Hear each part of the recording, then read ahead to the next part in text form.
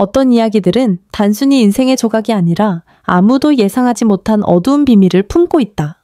만약 결혼이 행복의 시작이라고 믿는다면 이 이야기는 당신의 생각을 완전히 바꿔놓을 것이다. 서연, 한 명의 젊은 여자는 막 결혼한 지 얼마 되지 않아 상상도 못할 비극과 마주해야 했다.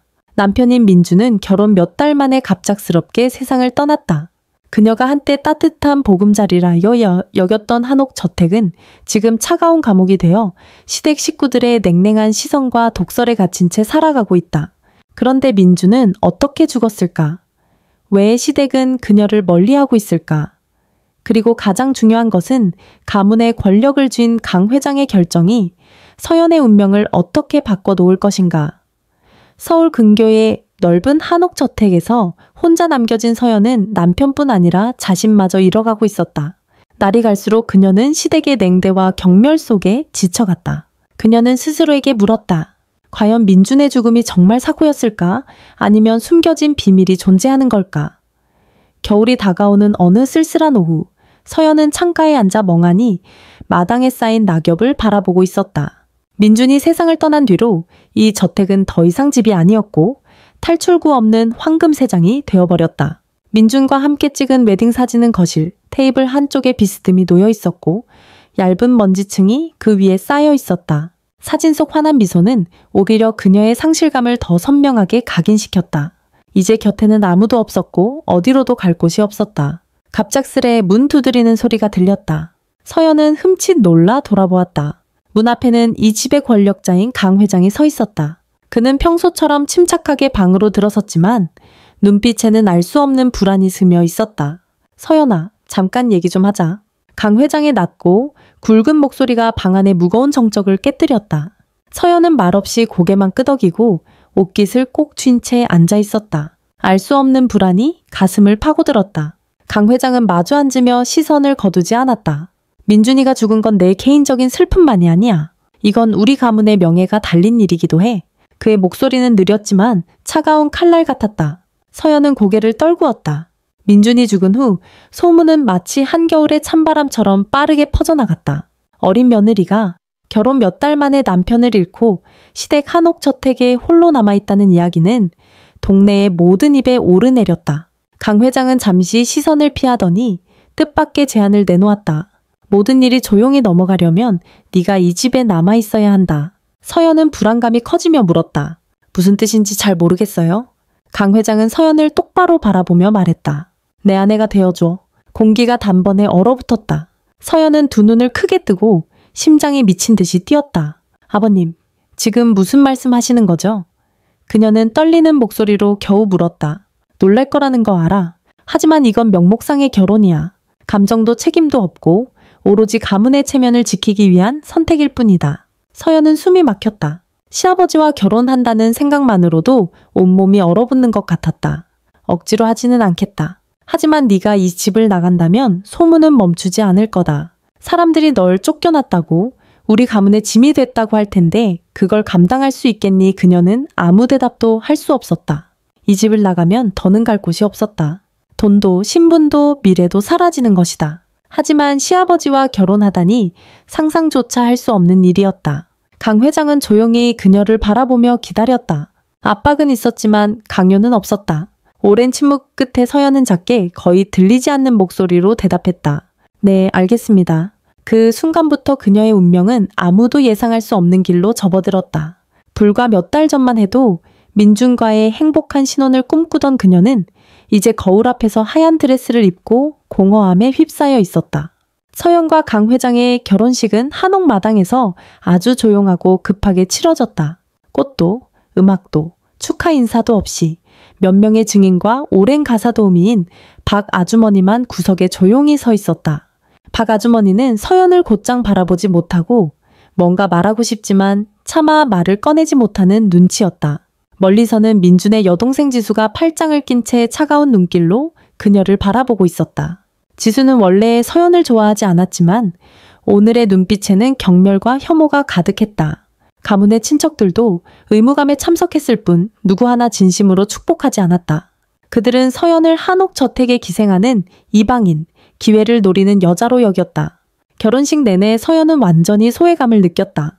울 수도, 미소 지을 수도 없었다. 감정이 완전히 말라버린 듯 했다. 강 회장은 신랑이라기보다는 단순히 의무를 이행하는 사람처럼 보였다. 주례가 혼인 서약을 읽을 때 서연은 목이 메었다.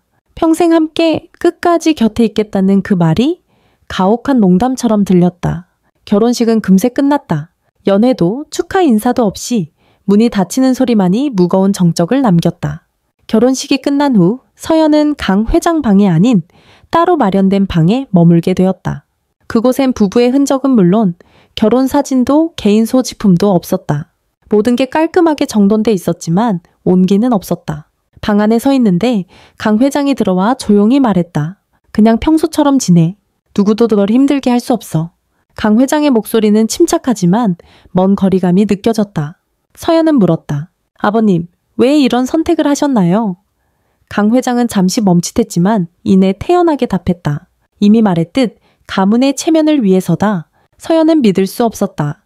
명목상의 결혼이라지만 강 회장이라면 소문쯤은 얼마든지 잠재울 수 있는 힘이 있다. 그녀를 내쫓고 싶었다면 돈으로 해결하는 게 훨씬 쉬울 텐데 왜 이런 방식을 택했을까? 서연은 그의 눈을 들여다봤지만 표정은 끝내 읽을 수 없었다. 그녀는 혼란스러운 마음으로 고개를 끄덕였다. 자신이 어떤 게임에 휘말렸는지조차 모른 채 규칙은 오직 강 회장이 정한다는 사실만이 분명했다. 결혼 후의 삶은 전과 다를 바 없이 고요했다. 부부가 되었어도 둘 사이엔 가까운 순간이 없었다. 강 회장은 항상 침착하고 엄격했다. 박 아주머니는 무언가 말하고 싶어 했지만 늘 망설였다. 지수는 여전히 서연을 날카롭게 노려보았다. 서연은 점점 이 한옥저택 어딘가에 무언가 숨겨져 있다는 불길한 예감을 떨칠 수 없었다. 어느 날 아침, 서연은 강 회장의 서재를 정리하기로 결심했다. 그곳은 한 번도 들어가 본 적 없는 공간이었다. 크고 묵직한 책장, 검은 나무 책상, 강 회장이 늘 앉아있던 익숙한 의자, 창밖에는 한강이 멀리 내려다 보였다. 서연은 구석구석을 닦으며 서류들을 정리하다가 책장 한쪽 구석에서 오래된 나무 상자를 발견했다. 두꺼운 책들 뒤에 숨겨진 상자였다. 불길함이 밀려왔다. 상자는 자물쇠로 잠겨 있었지만 구조는 복잡하지 않았다. 서연은 주위를 살피고 책상 위에 있던 예비 열쇠를 조심스럽게 끼워 넣었다. 찰칵 자물쇠가 열렸다. 상자 안에는 오래된 민준의 사진, 누렇게 변한 수첩, 빨간 펜으로 표시된 편지가 들어있었다. 손이 떨리는 채로 편지를 펼쳤다. 한 글자 한 글자가 머릿속에 깊이 박혔다. 민준의 죽음은 사고가 아니야. 누군가 그를 죽이려 했어. 얘 심장이 멎는 듯했다. 서연은 곧바로 수첩을 펼쳐 빠르게 페이지를 넘겼다. 불길한 메모들, 강조된 이름과 숫자, 흩어진 정보들, 그리고 또 다른 문장. 나는 의심하고 있지만 증거가 없다. 서연은 망연자실하게 바닥에 주저앉았다. 지금까지 민준의 죽음은 한밤중 교통사고로 알려져 있었다. 하지만 이게 사고가 아니라면, 만약 살인이라면 누가 왜 이런 짓을 한 걸까? 그리고 강 회장은 왜 이 모든 것을 숨기고 있었던 걸까? 수첩을 한 장씩 넘길수록 오싹함이 커졌다. 민주는 오래전부터 누군가 자신을 해치려 한다고 의심했지만 명확한 증거가 없었다. 아무도 믿을 수 없다고 여러 번 강조되어 있었다. 서연은 생각을 정리하려 애썼다. 민준이 그런 위험을 알았다면 왜 도망치지 않았을까? 왜 자신에게 말하지 않았을까? 그리고 무엇보다 강 회장은 왜 이 모든 것을 숨기고 있었던 걸까?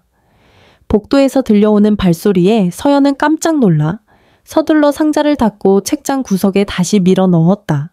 그녀가 간신히 자리에 앉자마자 강 회장의 서재문이 열리고 지수가 나타났다.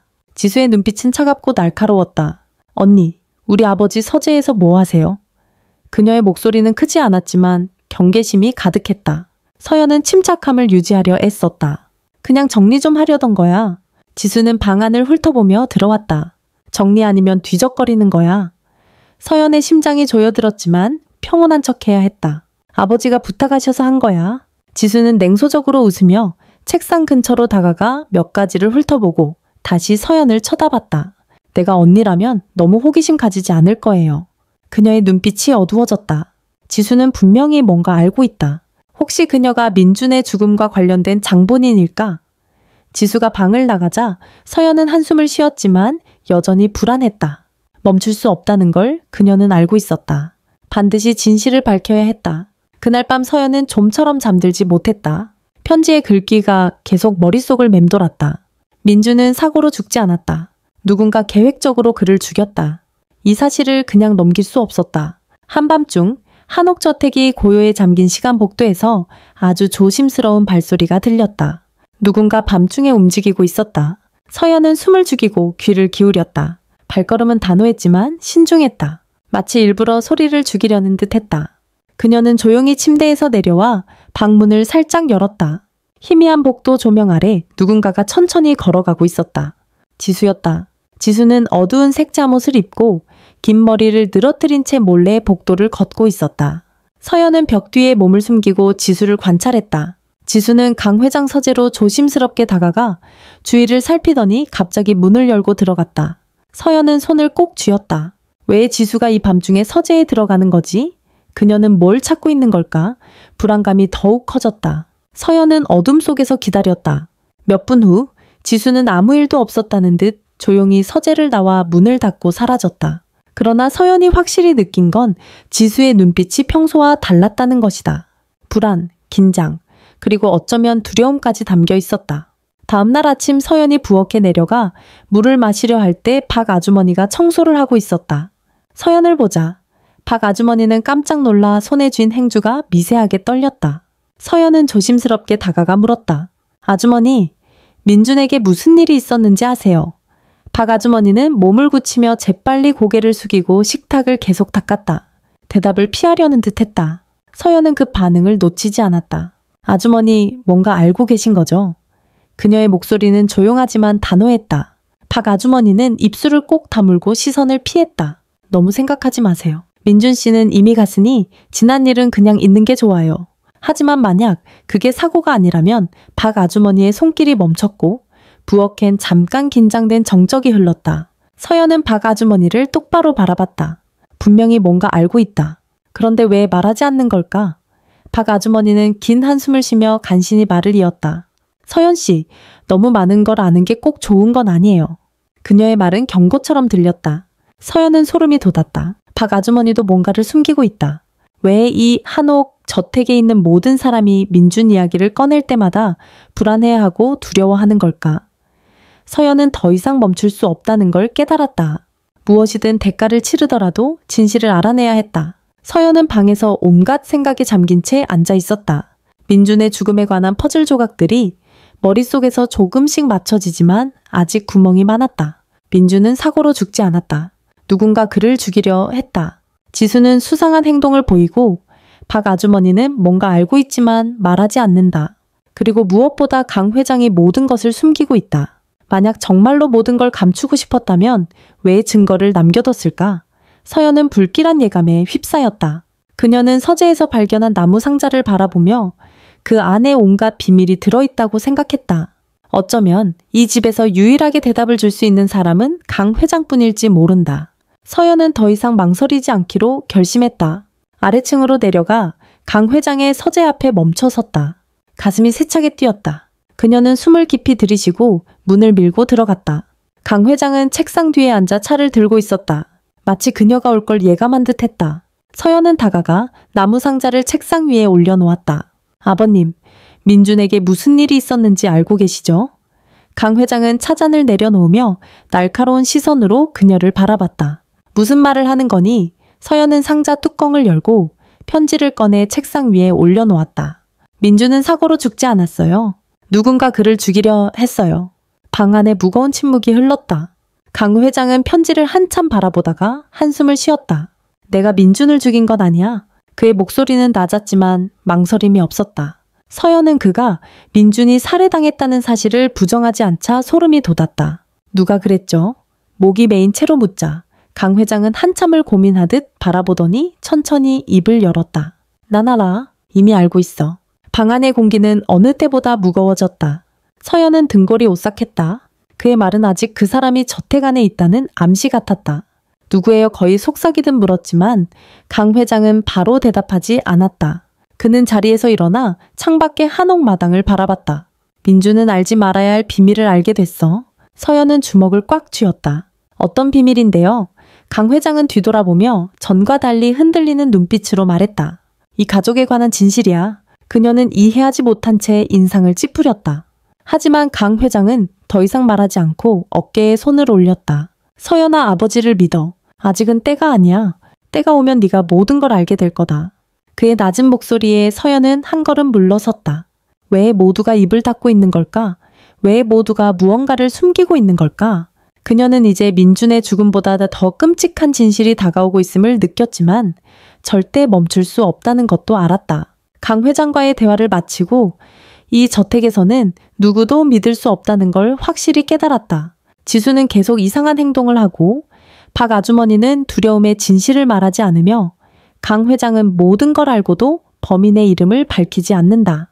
그날 밤 서연은 방을 나와 계단을 내려가며 누군가 자신을 지켜보는 느낌을 받았다. 어둠 속에서 스치는 그림자, 복도에 울리는 짧고 뚜렷한 발소리. 그녀는 못 들은 척하며 도서관 쪽으로 몸을 숨겼다. 도서관에 들어가 한참 책을 뒤적이다가 갑자기 한 권의 책이 바닥에 떨어졌다. 서연은 깜짝 놀라 돌아봤다. 문이 아까보다 덜 닫혀 있었다. 누군가 방금까지 이곳에 있었던 것이다. 누군가 자신을 따라온 게 분명했다. 서연은 숨을 죽이고 복도의 소리에 귀를 기울였다. 발걸음 소리는 천천히 다가와 도서관 문 앞에서 멈췄다. 누군가 문 앞에 서 있었다. 두려움에 그녀는 뒤로 물러섰다. 당장이라도 도망치고 싶었지만 그 순간 도서관 문이 갑자기 벌컥 열렸다. 서연은 공포에 질려 몸을 돌렸지만 이미 늦었다. 어둠 속에서 누군가 방 안으로 뛰어들었고 익숙한 향기가 스쳤다. 모든 것이 암흑에 휩싸였다. 그녀는 차가운 손이 자신의 손목을 세게 잡는 걸 느꼈다. 서연은 안간힘을 써서 벗어나려 했지만 그 사람은 아무 말도 없이 손목을 더 세게 쥐었다.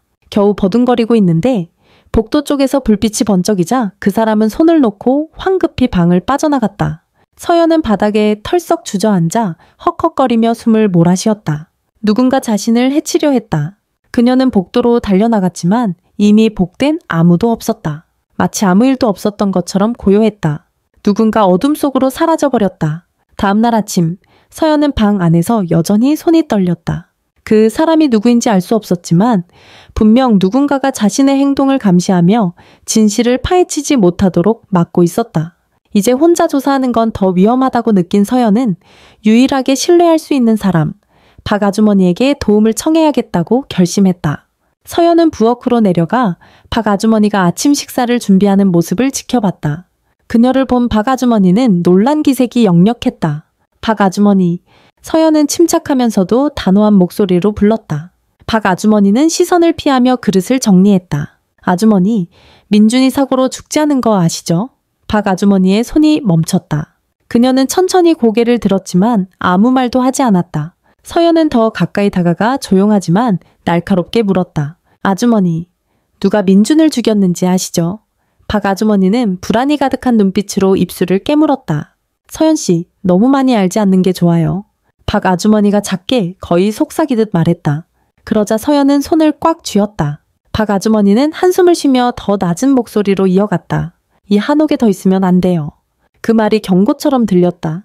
서연은 심장이 미친 듯 뛰는 걸 느꼈다. 왜요? 그녀의 눈빛엔 두려움이 가득했다. 박 아주머니는 주위를 둘러보며 낮은 목소리로 말했다. 민준 씨가 알지 말았어야 할 비밀을 알게 됐거든요. 무슨 비밀이요? 박 아주머니는 주위를 의식하며 속삭였다. 강 회장에 관한 거예요? 서연은 몸이 굳었다. 숨이 막혔다. 그게 무슨 뜻이에요? 박 아주머니는 어렵게 침을 삼키고 말했다. 서연 씨, 혹시 민준 씨가 왜 가족들하고 닮지 않았는지 생각해 본 적 있어요? 그 말은 칼날처럼 그녀의 가슴을 찔렀다. 믿을 수 없었다. 무슨 말씀이세요? 박 아주머니는 한층 더 낮은 목소리로 말했다. 민준 씨는 강 회장 친아들이 아니에요. 부엌이 뒤집히는 것만 같았다. 서연은 머리가 어질어질했다. 말도 안 되는 이야기 같았지만 박 아주머니는 거짓말을 하지 않는 눈빛이었다. 만약 민준이 강 회장의 친아들이 아니라면 그의 친아버지는 누구란 말인가? 서연은 부엌을 뛰쳐나가며 머릿속이 엉켜버렸다. 이 집에는 아직 밝혀지지 않은 가족의 비밀이 있었고 그 비밀이 바로 민준의 죽음과도 연관이 있다는 걸 직감했다. 반드시 강 회장에게 확인해야 했다. 그녀는 문을 두드릴 틈도 없이 서재로 뛰어들어갔다. 강 회장은 놀라지 않고 오히려 그녀가 올 것을 이미 알고 있었다는 듯한 표정이었다. 아버님, 민준이 정말 친아드님? 아니었죠. 서연은 떨리는 목소리로 직접 물었다. 강 회장은 눈을 감고 한숨을 내쉰 뒤 말했다. 이미 알아버렸구나. 그 한마디는 벼락처럼 그녀의 머리를 강타했다. 왜 진작 민준에게 말하지 않으셨어요? 강 회장은 바로 대답하지 않고 한참을 생각하다 조용히 말했다. 내가 그 아이를 잃고 싶지 않아서 그랬다. 서연은 목이 메었다. 그럼 도대체 민준의 친아버지는 누구예요? 강 회장은 대답하지 않았지만 그의 눈빛은 어둡게 가라앉았다. 마치 더 끔찍한 비밀을 숨기고 있는 듯 했다. 이 일은 네가 생각하는 것보다 훨씬 복잡해. 서연은 등골을 타고 오싹함이 스쳤다. 이 진실은 그녀가 상상한 것보다 훨씬 더 무서운 것이었다. 그날 밤 서연이 방에 있을 때 복도에서 이상한 소리가 들렸다. 그녀는 조심스럽게 문을 열고 어둑한 조명 아래로 나와 살펴보았다. 지수가 몰래 강 회장 서재로 향하는 모습을 포착했다. 이번에는 더 이상 의심할 여지가 없었다. 지수는 분명히 뭔가를 알고 있었다. 서연은 조용히 그녀를 따라가 소리가 나지 않게 움직였다. 지수는 서재문을 열고 들어갔다. 서연은 잠시 기다린 뒤 조용히 문에 귀를 댔다. 안에서는 무언가를 뒤적이는 소리와 자물쇠가 열리는 소리가 들렸다. 숨을 죽인 채 듣고 있자니 지수는 강 회장 서재에서 뭔가를 찾고 있었고 어쩌면 그것이 모든 비밀을 푸는 열쇠일지도 몰랐다. 더는 기다릴 수 없다고 느낀 서연은 문을 밀고 들어갔다. 지수는 깜짝 놀라며 돌아봤고 그녀의 눈은 공포로 커졌다. 서연은 지수를 똑바로 바라보며 물었다. 지금 뭐 찾고 있는 거야? 방은 정적에 휩싸였다. 이번에는 지수도 더 이상 피할 수 없었다. 방 안은 완전히 고요해졌고 지수는 놀라 뒤돌아봤다. 그녀의 손은 아직도 서랍 손잡이를 잡고 있었다. 서연이 다가가며 차가운 목소리로 다시 물었다. 지금 뭘 찾고 있는 거냐고? 지수는 잠깐 당황했지만 곧 냉정을 되찾았다. 그녀는 서랍을 세게 닫고 팔짱을 낀 채 도전적인 눈빛으로 말했다. 언니야말로 여기서 뭐 하는 건데 그건 내가 너한테 물어야지.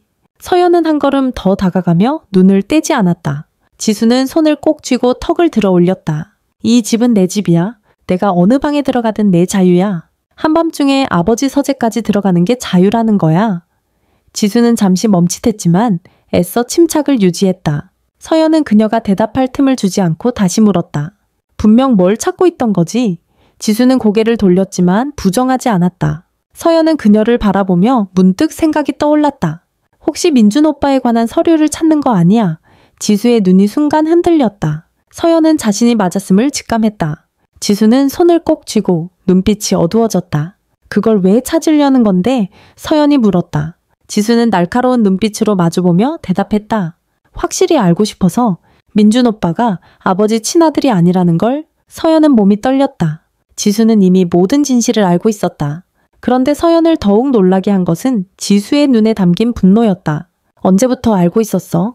서연이 묻자 지수는 비웃으며 대답했다. 오래전부터, 이 집에 발을 들이기 전부터. 서연은 숨이 막혔다. 그녀는 줄곧 지수가 자신을 싫어하는 이유가 단순히 올케라서라고 생각했지만 사실 지수는 민준을 미워했다. 민준이 아버지의 친아들이 아님에도 모든 걸 독차지했고 자신은 친딸임에도 항상 무시당했으니 서연은 두려움이 커졌다. 네가 민준 오빠 죽음에 관련이 있는 거야. 지수는 잠시 멈칫하더니 차갑게 웃었다. 언니가 날 의심해. 내가 죽이고 싶었다면 진작 했겠지. 서연은 등골이 오싹했다. 지수는 직접 손을 대진 않았지만 분명 뭔가 알고 있었다. 그럼 누가 오빠를 죽였는지 알고 있는 거야? 지수는 눈을 가늘게 뜨고 비웃었다. 내가 말할 것 같아. 서연은 손을 꽉 쥐었지만 지수가 거짓말을 하는 것 같진 않았다. 분명 범인은 아니지만 누가 했는지 알고 있다는 확신이 들었다. 지수가 방을 나가자 서연은 다시 서재를 뒤지기로 결심했다. 이렇게 끝낼 수 없었다. 서랍과 책장 하나하나를 샅샅이 뒤진 끝에 오래된 봉투 하나가 서류 더미 뒤에 숨겨져 있는 걸 발견했다. 심장이 터질 듯 뛰었다. 봉투 안에는 민준의 필체로 된 편지가 들어있었다. 서연은 떨리는 손으로 편지를 펼쳤다. 나는 다 알고 있다. 그들이 내가 아무것도 모른다고 생각하나? 나는 절대 서명하지 않을 것이다. 죽더라도 이 집안을 저들에게 넘길 수 없다. 서연은 충격에 휩싸였다. 민준은 이미 뭔가를 알아냈고 무언가에 서명하라는 압박을 받았지만 거절했으며 그 때문에 죽임을 당한 것일 수 있었다. 대체 무엇이 그렇게까지 숨겨야 할 일이었을까? 서연이 편지를 읽고 있을 때 복도에서 이상한 소리가 들렸다. 그녀는 깜짝 놀라 뒤를 돌아봤다. 복도는 어둠에 휩싸여 있었지만 누군가 지켜보고 있다는 느낌이 분명했다. 서연은 편지를 가슴에 꼭 쥐고 심장이 미친 듯 뛰는 걸 느꼈다. 누군가 진실을 알아내지 못하게 그녀를 감시하고 있었다. 서둘러 편지를 주머니에 넣고 방을 나서려는 순간 누군가 뒤에서 갑자기 손목을 잡았다. 깜짝 놀라 뒤돌아보니 차가운 눈빛의 강 회장이 서 있었다. 서연은 얼어붙었다. 강 회장은 그녀의 손목을 평소보다 훨씬 강하게 움켜쥐고 있었다. 네가 내 방에서 뭘 하고 있었지? 목소리는 낮고 위협적이었다. 서연은 간신히 침착함을 유지하며 대답했다. 민준에 대해 알아보고 있었어요. 강 회장은 손에 힘을 더 주며 불쾌감을 감추지 않았다. 이제 그만 알아보는 게 좋을 거다. 그 일은 이미 끝난 일이야. 하지만 서연은 멈출 수 없었다. 그녀는 손을 빼내며 눈을 떼지 않고 강하게 말했다. 민준은 사고로 죽지 않았어요. 아버님도 그 사실을 알고 계시죠? 강 회장은 당황한 듯 표정이 흔들렸지만 곧 차분함을 되찾았다. 그는 아무 말 없이 책상으로 가서 차를 따랐지만 손이 약간 떨리고 있었다. 서연은 처음으로 그가 동요하는 모습을 보았다. 더는 망설일 수 없다고 생각한 서연은 주머니에서 민준의 편지를 꺼내 책상 위에 내리쳤다. 민준은 뭔가를 알았고 뭔가에 서명하라는 압박을 받았지만 거절했어요. 그래서 죽임을 당한 거잖아요. 아버님도 이 사실을 알고 있었죠. 강 회장은 편지를 한참 바라보다가 천천히 고개를 끄덕였다. 서연은 온몸에 소름이 돋았다. 그는 이미 모든 걸 알고 있었다. 아버님은 민준이 죽을 수 있다는 걸 알았으면서도 아무것도 하지 않았나요? 그녀의 목소리는 떨렸고 강 회장은 눈을 감고 괴로워하는 표정을 지었다. 난 그걸 막을 수 없었어. 그의 말은 서연을 질식시켰다. 그가 방관했다는 뜻이었다. 이 모든 일이 일어나도록 내버려 두었다는 뜻이었다. 강 회장은 더는 아무 말도 하지 않았지만 그 침묵이 모든 것을 대변하고 있었다. 서연은 머릿속이 아찔했고 그의 무표정한 얼굴을 바라보며 믿기지 않았다. 아버님이 민준을 죽이지 않은 건 알겠어요. 하지만 범인이 누군지 알고 계시죠? 강 회장은 굳은 얼굴로 아무 말도 하지 않았다. 긴 침묵 끝에 서연은 가장 두려운 질문을 던졌다. 지수 때문인가요? 강 회장은 그 말에 움찔했고 눈에 고통이 스쳤다. 서연은 자신이 맞았음을 직감했다. 상상할 수 없는 충격에 사로잡혔다. 설마 민준을 죽인 사람이 그의 친동생 지수였을까? 그러나 지수가 민준에게 품었던 분노와 질투를 떠올리자 모든 게 이해가 됐다. 서연은 한 걸음 물러서며 고개를 저었다. 왜 지수가 그런 짓을? 강 회장은 대답하지 않고 무겁게 한숨을 쉬었다. 민준이 진실을 알아냈기 때문이야. 서연은 온몸이 굳었다. 어떤 진실이요? 강 회장은 지친 눈으로 그녀를 바라봤다. 이 집안 재산에 관한 진실이야. 서연은 소름이 돋았다. 민준은 가족의 재산과 관련된 뭔가를 알아냈고 그것이 지수에게 동기를 주었다. 서연은 머릿속을 정리하려 애썼다. 지수는 어릴 때부터 민준에 가려져 항상 투명인간처럼 느꼈고 민준이 친아들이 아니라면 법적으로 재산 상속권도 없었을 텐데 굳이 민준을 죽일 필요가 있었을까? 서연은 의심스럽게 물었다. 지수가 오빠를 죽일 이유가 없잖아요. 왜 그런 거죠? 강 회장은 깊은 한숨을 쉬며 눈빛이 흔들렸다. 민준만이 그 애의 계획을 막을 수 있는 유일한 존재였으니까. 서연은 식은땀이 흘렀다. 지수는 모든 걸 계획했고 민준이 유일한 장애물이었기에 그를 제거해야 했다. 강 회장은 낮은 목소리로 말했다. 지수는 이미 완벽한 계획을 세워서 민준이 죽을 수밖에 없게 만들었어. 서연은 현실이 믿기지 않았다. 지수는 이미 오래전부터 오빠를 죽일 계획을 세웠고 강 회장은 이 사실을 알면서도 아무것도 하지 못했다. 그는 고개를 떨구며 말했다. 난 너무 약했어. 그 말이 서연의 가슴을 세게 내리쳤다. 그녀는 손을 꼭 쥐고 눈물이 고였다. 그럼 지금은 어떡하죠? 지수가 저를 그냥 둘 거라고 생각하세요? 강 회장의 질문은 서늘한 바람처럼 서연의 등을 스쳤다. 지금까지 한 번도 생각해보지 못했던 위험. 만약 지수가 민준을 죽였다면 이제 다음 표적은 바로 자신일 수도 있었다. 서연은 두려움에 휩싸였다. 이 위험한 게임의 중심에 서 있다는 걸 이제서야 깨달은 것이다. 어쩌면 다음 희생자는 자신일 수도 있었다. 저택을 떠나야겠다고 생각했지만 만약 지금 나간다면 이 모든 진실을 세상에 알릴 증거를 결코 찾을 수 없다는 걸 알았다. 서연은 더욱 조심해야 했다. 지수가 분명히 그녀의 모든 움직임을 지켜보고 있다는 걸 알고 있었기 때문이다. 다음날 아침, 서연은 아무렇지 않은 척 식당으로 내려가 의자를 당겨 앉으려 했다. 이미 지수는 자리에 앉아 팔짱을 끼고 차가운 시선으로 서연을 바라보고 있었다. 언니, 요즘 참 바쁘네. 지수의 목소리는 차디찼다. 서연의 심장이 세차게 뛰었지만 애써 평정을 유지했다. 별일 없어. 조용히 대답했다. 지수는 비웃으며 말했다. 알지, 너무 궁금해야 사면 위험해질 수 있어. 그 말은 분명한 위협이었다. 서연은 등골이 서늘해졌다. 지수는 그녀가 뭔가를 알아냈다는 사실을 알고 있었고 더 이상 깊이 파고들지 말라고 경고하는 것이다. 그날 밤 서연은 잠을 이룰 수 없었다. 강 회장의 말, 넌 지수가 널 가만두지 않을 거라 생각하니가 자꾸 머릿속을 맴돌았다. 그녀는 민준의 편지를 떠올렸다. 그 편지는 지수의 죄를 밝힐 수 있는 결정적 증거였다. 서연은 편지를 꺼내 더 안전한 곳에 숨기려 했지만 그 순간 방문이 미세하게 흔들렸다. 숨을 죽이고 문을 바라봤다. 누군가 복도에 있었다.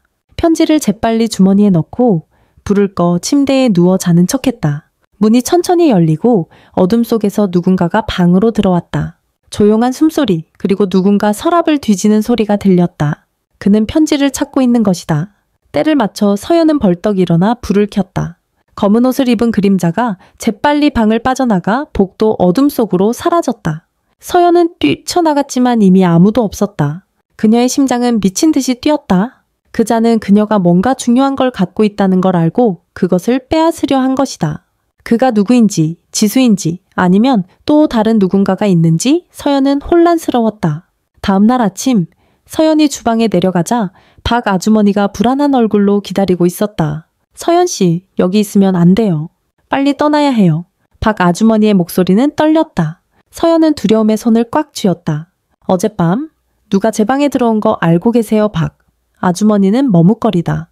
조용히 고개를 끄덕였다. 여긴 안전하지 않아요. 누군가 당신 입을 막으려 해요. 그 말에 서연의 심장이 멎는 것 같았다. 지수예요. 박 아주머니는 고개를 저었다. 그 아이만이 아니에요. 그 말은 칼날처럼 서연의 가슴을 찔렀다. 지수뿐만 아니라 더 위험한 누군가가 있다는 뜻이었다. 그날 밤 저택 전체가 충격에 빠졌다. 박 아주머니의 시신이 별채 창고에서 발견되었다. 모두가 자살이라고 수군댔지만 서연은 믿지 않았다. 박 아주머니는 뭔가를 알고 있었고 그 때문에 죽임을 당한 것이 분명했다. 모든 게 너무 멀리 가버렸다. 이제 서연은 이 저택 안에 진짜 살인범이 존재하고 그자는 절대 멈추지 않을 거란 걸 확신했다. 그녀 자신이 다음 희생자일 수 있었다. 더는 기다릴 수 없었다. 반드시 증거를 찾아 모든 진실을 드러내야 했다. 서연은 강 회장의 서재에 모든 비밀이 숨겨져 있음을 알고 모두가 잠든 깊은 밤 몰래 서재로 들어갔다.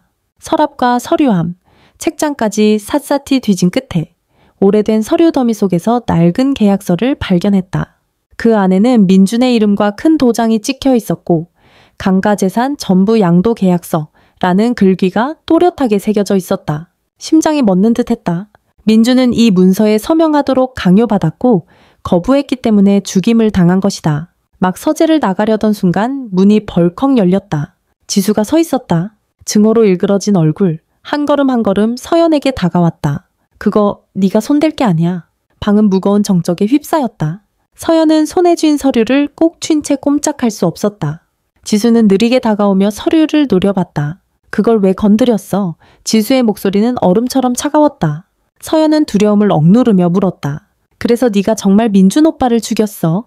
지수는 잠시 멈칫하더니 싸늘하게 웃었다. 무슨 말하는 거야? 그는 교통사고로 죽었잖아.